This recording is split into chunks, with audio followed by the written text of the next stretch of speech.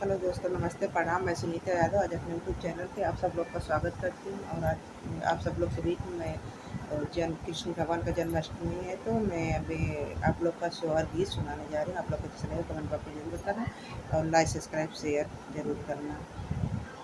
आप लोग को कैसा लगा अपना प्यार प्यार आशीर्वाद जरूर देना।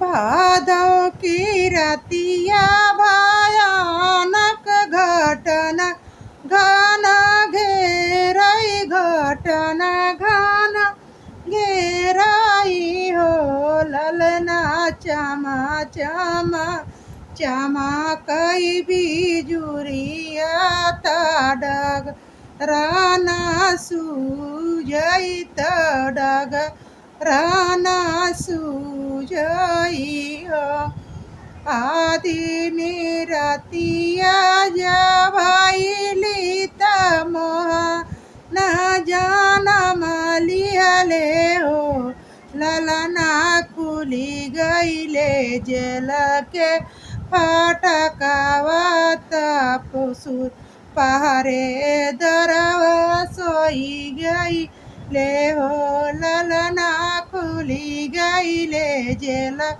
के फाटकवात पहरे दरवा सोई गईले हो सुपवा से गोड़ लटकवाले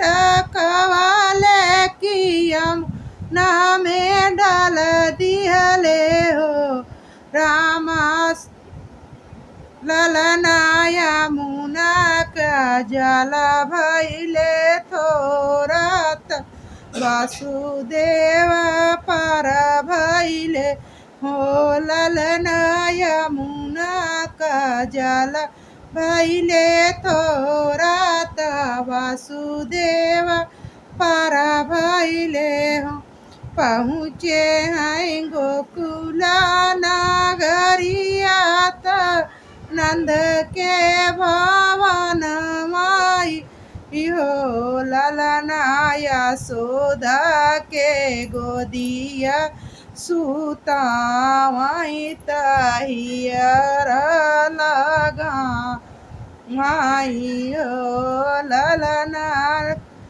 ललनाया सोधा के गोदिया सुतावाई हिया से लगावाई हो।